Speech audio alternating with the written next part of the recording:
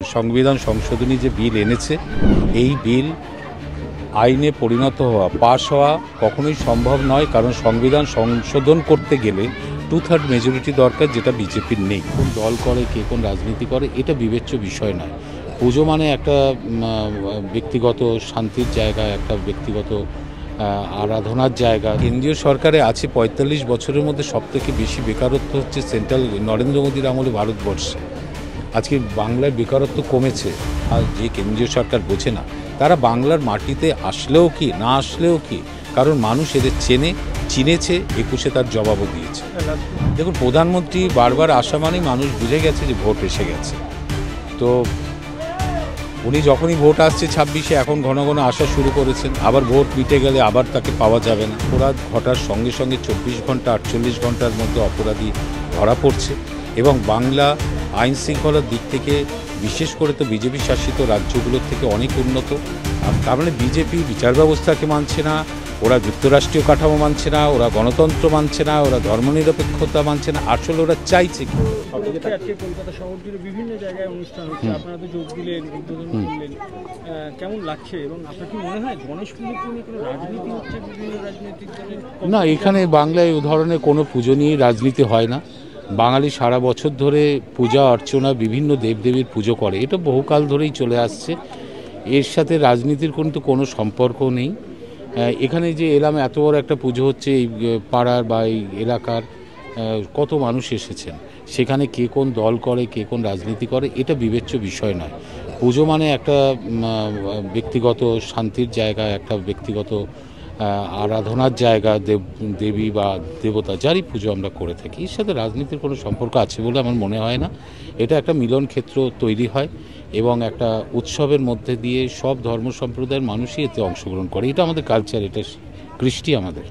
বিরোধী দলের তরফ থেকেও এই গণেশ পুজো করা হচ্ছে, এবং বিভিন্ন জায়গায় যাচ্ছে বিরোধী দলের তরফ থেকেও, তিনিও যাচ্ছেন। কোথাও গিয়ে কে বড় হিন্দু সেটা প্রমাণ করার একটা মরিয়া চেষ্টা চলছে। দেখুন, এই ব্যাপারগুলো কিন্তু খুব আমি একজন মানুষ। প্রথমে হচ্ছে আমি একজন মানুষ, তারপরে আমি একটি পলিটিক্যাল দলের সাথে যুক্ত আছি, সবাই তাই, বিভিন্ন রাজনৈতিক দলের সাথে যুক্ত থাকে। তাহলে আমার মানুষ হিসেবেও তো আমার কিছু কাজকর্ম আছে। আমি খেলাধুলা করতে পারি, আমি গান শুনতে পারি, আমি কোনো সিনেমা দেখতে পারি, আমি কোনো দেবী বা দেবতার আরাধনা করতে পারি। সেখানে আমি যখন যাচ্ছি, সেটা হঠাৎ পলিটিক্যাল ব্যক্তি এই আলোচনাটা আমার মনে হয় যারাই করে থাকুক, এটা সঠিক হচ্ছে না। আমি আমার সত্তা, আমার ভেতরে আমি একজন পলিটিক্যাল ম্যান হিসেবে চিহ্নিত আছি, কিন্তু আমি আমার পলিটিক্সটাকে ঝেড়ে ফেলেই এই সামাজিক অনুষ্ঠানে আমরা থাকি, সবাই থাকি। এর সাথে রাজনীতির কোনো সম্পর্ক আছে বলে মনে হয় না। এই রাজনীতি এর মধ্যে ঢোকানো উচিত। দাদা, মহারাষ্ট্র সরকার ইতিমধ্যে গণেশ পুজো উপলক্ষে তাদের সমস্ত পুজো কমিটিগুলোকে 25,000 টাকা করে দিচ্ছে, এটা নিয়ে কি বলবেন? না, আমাদের মুখ্যমন্ত্রী তো 1,10,000 টাকা করে দুর্গা পুজোয় দিয়েছে 43,000-এর বেশি পূজা কমিটিকে। কারণ পশ্চিমবঙ্গে দুর্গা পুজো আপনারা জানেন, প্রচুর দুর্গা পুজো হয়, আমাদের সব পুজোই হয়।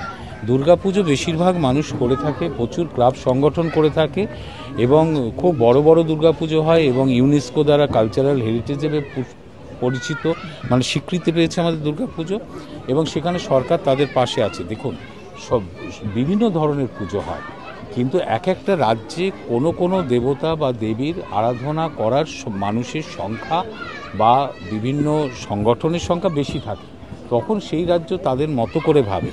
আমাদের এখানে মূলত দুর্গাপুজো প্রধান হিসেবে বাংলায় পরিচিত। তার মানে কি গণেশ পুজো হয় না, সরস্বতী পুজো হয় না, বাড়ি বাড়িতে সরস্বতী পুজো হয়, লক্ষ্মী পুজো হয়, সব পুজোই হয়। আমরা আমাদের মতো করে, বাংলার মতো করে আমরা চলি। সেটা মহারাষ্ট্রে করছে, আবার অন্য স্টেটে দেখুন, আবার অন্য পুজোর পাশে তারা হয়তো আছে। বাতিল অধিবেশনের পরে সংসদীয় যে বিল, সেই বিলের তীব্র প্রতিবাদ জানিয়েছিল তৃণমূল কংগ্রেস, কিন্তু সেখানে কংগ্রেসকে পাশে পাওয়া যায়নি। তাহলে কি কংগ্রেসের সঙ্গে তৃণমূলের দূরত্ব বাড়ছে সর্বভারতীয় স্তরে? সংবিধান সংশোধনী বিলে কংগ্রেস, দেখুন, সংবিধান সংশোধনী যে বিল 130 সংবিধান সংশোধনী যে বিল এনেছে, এই বিল আইনে পরিণত হওয়া, পাশ হওয়া কখনোই সম্ভব নয়, কারণ সংবিধান সংশোধন করতে গেলে 2/3 মেজরিটি দরকার, যেটা বিজেপির নেই। কিন্তু আমরা যেটা বলেছি যে এই যে প্রবণতা, এই যে বিজেপির একটা প্রবণতা, যে প্রবণতা সবসময় সংবিধানকে ধ্বংস করার একটা প্রবণতা, এটা ঠিক তাই। এবং এই বিলটা মূলত যেটা হচ্ছে, আমাদের যে বিচার ব্যবস্থা আছে সেই বিচার ব্যবস্থাকে সম্পূর্ণ ইগনোর করা হচ্ছে। একজন দোষী বা নির্দোষ এটা বিচার করার একমাত্র ভার হচ্ছে বিচার ব্যবস্থার উপরে। কোনো সরকার, কোনো এজেন্সি আর কোনো শক্তি কিন্তু কাউকে দোষী বা নির্দোষ চিহ্নিত করতে পারে না। সেখানে দাঁড়িয়ে এরকম কোনো আইন কি তৈরি করা যায় যে সরকার বা তার এজেন্সি সে ক্ষমতা বলে কাউকে 30 দিন এফআইআর করে আটকে রাখলো মানেই, তদন্তের স্বার্থে আটকে রাখলো মানেই তার মুখ্যমন্ত্রিত্ব বা মন্ত্রিত্ব চলে যায় বা প্রধানমন্ত্রিত্বই চলে যায়, আমি ধরে নিলাম। এটা করা মানে হচ্ছে আমি বিচার ব্যবস্থাকে আর মানছি না। তার মানে বিজেপি বিচার ব্যবস্থাকে মানছে না, ওরা যুক্তরাষ্ট্রীয় কাঠামো মানছে না, ওরা গণতন্ত্র মানছে না, ওরা ধর্মনিরপেক্ষতা মানছে না। আসলে ওরা চাইছে কি? ওরা এটাই চাইছে এমন এক সমাজ, এমন এক নিয়ম কানুন আইন তৈরি করতে যাতে যে সামাজিক যে স্থিতি আছে ভারতবর্ষে, যেটা বহুকাল ধরে চর্চা হয়েছে, যে ভারতবর্ষের বিভিন্ন জাতি ধর্মের মানুষ একসাথে থাকে, এটাই সামাজিক স্থিতি। সেই সামাজিক স্থিতিগুলোকে ওরা ভাঙতে চায়, একটা বিশৃঙ্খলা তৈরি করতে চায় যাতে করে সাধারণ মানুষ অস্তিত্বের সংকটে পড়ে। এবং মানুষ যখন অস্তিত্বের সংকটে পড়বে তখন আর সরকারের কাছে সে রাস্তা চাইবে না, জল চাইবে না, আলো চাইবে না। অর্থাৎ সরকার কি ডেভেলপমেন্ট করলো স্বাভাবিক, এটা তারা ভুলে যাবে। তাই ওরা এনআরসি করতে চায়, তাই ওরা সিএ নিয়ে আসে, তাই ওরা এসআইআর করতে চায়, তাই ওরা আবার সংবিধান সংশোধন করে ক্ষমতা নিজের হাতে নিয়ে যেতে চায়। এটা হচ্ছে বহুদলীয় গণতন্ত্রকে ধ্বংস করার একটা প্রস্তাবিত আইন এবং বিচার ব্যবস্থাকে ধ্বংস করা, ইগনোর করার একটা আইন। তাই আমরা বিরোধিতা করেছি, আমাদের বিরোধিতা থাকবে। আমরা জানি ওটা পাশ করতে পারবে না, কিন্তু আমরা মানুষের কাছে এটা তুলে ধরছি। জনমত গঠনের কাজটা তৃণমূল কংগ্রেস কিন্তু করছে, যে বিজেপি যা করছে এটা সংবিধান বিরোধী এবং গণতন্ত্র, বহুদলীয় গণতন্ত্র বিরোধী। পুজোর আগে আবার কলকাতা রাজ্যে আসছেন প্রধানমন্ত্রী নরেন্দ্র মোদী, এই যে বারবার ঘন আসা, সামনে বিধানসভা নির্বাচন। দেখুন, প্রধানমন্ত্রী বারবার আসা মানেই মানুষ বুঝে গেছে যে ভোট এসে গেছে। তো উনি যখনই ভোট আসছে 26-এ, এখন ঘন ঘন আসা শুরু করেছেন। আবার ভোট মিটে গেলে আবার তাকে পাওয়া যাবে না। যে কেন্দ্রীয় সরকার, যে প্রধানমন্ত্রী বাংলাকে এভাবে বঞ্চিত করে রেখেছে আর্থিক দিক থেকে, আমরা 1,95,000 কোটি টাকার উপরে বিভিন্ন খাতে পাই। বাংলার 100 দিনের কাজ বন্ধ করে দিয়েছে, আবাস যোজনা বন্ধ করেছে, জল জীবন মিশনের টাকা অর্ধেক টাকা দিচ্ছে না, শিক্ষা খাতে সর্বশিক্ষা মিশনের টাকা আটকে রাখে। অর্থাৎ বিভিন্ন রকমভাবে বাংলাকে আর্থিক দিক থেকে বঞ্চিত করে বাংলার মানুষের পেটে মারার, ভাতে মারার বন্দোবস্ত যে দল করে, তাদের ভোটের আগে এইভাবে বারবার আসা, এটা তাদের লজ্জা থাকা উচিত। মানুষকে বলবেটা কি?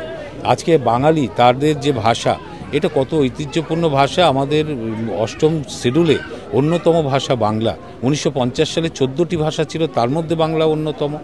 এবং 68 সালে সংসদে যে ভাষা প্রস্তাব পেশ করা হয়, সেখানে পরিষ্কার বলা হলো যে 8ম তফসিলে অন্তর্ভুক্ত ভাষাগুলির প্রচার এবং প্রসারকে বাধ্যতামূলক করা হবে। সেই অবস্থার মধ্যে দাঁড়িয়ে একটা 8ম তফসিলি 22টা ভাষার মধ্যে অন্যতম বাংলাকে বলছে ওটা কোনো ভাষাই নয়। অমিত মালবিয়া বলছে বাংলা কোনো ভাষাই নয়। দিল্লির পুলিশ বলছে বাংলা মানে ওটা তো বাংলাদেশি ভাষা। এটা বাংলা ভাষার উপরে আক্রমণ না, বাংলার হৃদয়কে ক্ষতবিক্ষত করা। এইগুলো যে দল বোঝে না, যে প্রধানমন্ত্রী বা যে কেন্দ্রীয় সরকার বোঝে না, তারা বাংলার মাটিতে আসলেও কি না আসলেও কি, কারণ মানুষ এদের চিনেছে, 21-এ তার জবাবও দিয়েছে। লাস্ট প্রশ্ন করবি, বিরোধী দলনেতা শুভেন্দু অধিকারীর মুখে পুলিশের স্তুতি। তিনি বলেছেন যে পুলিশের মধ্যে থেকে দক্ষ আধিকারিকদের খুঁজে বের করা হবে, সেই পুলিশ দিয়ে এদের সমূলে উৎপাটন করে দেবো, সমস্ত বেআইনি সম্পত্তি বাজেয়াপ্ত করবো, এরা কোনোভাবেই বেরোতে পারবে না। না, পুলিশকে উনি কবে, পুলিশকে দিয়ে কবে কাজে লাগাবেন, সেই দিন আদৌ বিজেপির পশ্চিমবঙ্গে আসবে কিনা, 100 বছরেও আসবে কিনা, 500 বছরেও আসবে কিনা আমি জানি না। সে অধিকার তিনি পাবেন কিনা আমি জানি না, কিন্তু উনি সবসময় এটা বলে থাকেন। আমি এটুকু বলতে পারি, পুলিশ প্রশাসন পশ্চিমবঙ্গের দক্ষতার সঙ্গেই কাজ করছে। ফলে এখানে কোনো অপরাধ ঘটার সঙ্গে সঙ্গে 24 ঘন্টা 48 ঘন্টার মধ্যে অপরাধী ধরা পড়ছে। এবং বাংলা আইন শৃঙ্খলার দিক থেকে বিশেষ করে তো বিজেপি শাসিত রাজ্যগুলোর থেকে অনেক উন্নত। আপনার মধ্যপ্রদেশ বলুন, উত্তরপ্রদেশ বলুন, ন্যাশনাল ক্রাইম রেকর্ড ব্যুরোর তথ্য অনুযায়ী সেখানে নারীরা নিরাপদে নেই, মানুষের উপরে অত্যাচার চলে, দলিতদের উপরে অত্যাচার চলে।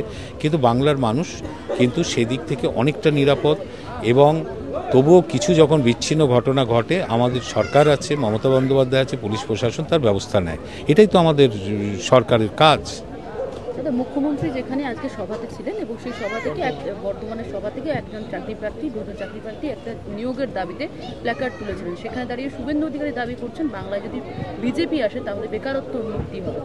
কিছু ভুলভাল কথাবার্তা। আজকে বিজেপি কেন্দ্রীয় সরকারে আছে ৪৫ বছরের মধ্যে সবথেকে বেশি বেকারত্ব হচ্ছে সেন্ট্রাল নরেন্দ্র মোদীর আমলে ভারতবর্ষে। আজকে বাংলায় বেকারত্ব কমেছে আর সেন্ট্রালে বেকারত্ব কেন্দ্রীয় সরকারে বেড়েছে। আজকে কত লক্ষ লক্ষ কারখানা বন্ধ হয়ে গেছে এবং ভারতবর্ষ ছেড়ে পাত্তারি গুটিয়ে চলে গেছে। তাদের এইসব কথা মানায় না। ফলে চাকরি কেউ চাইতে পারে, এটা বিষয় নয়। আমাদের মুখ্যমন্ত্রী সরকারে আসার পর চাকরির স্কোপ খুলেছেন, বন্দোবস্ত করেছেন, কিন্তু ঘটনা হলো যে বিরোধী দল সেইগুলোকে আইন আদালতের কাছে নিয়ে গিয়ে অনেকটা হ্যাম্পার করছে। এটা স্বাভাবিক, সেগুলো আইনি লড়াই আমাদের লড়তে হচ্ছে। ফলে বাংলার মানুষের কর্মসংস্থান এই বিষয়ে আমাদের সরকার, আমাদের মুখ্যমন্ত্রী সচেতন আছে। আরো ভালো ভালো খবর দেখতে সাবস্ক্রাইব করুন বাংলা হান্টের ইউটিউব চ্যানেল। বাংলা হান্টের আরো খবর দেখতে নজর রাখুন। বাংলা খবর মানেই বাংলা হান্ট।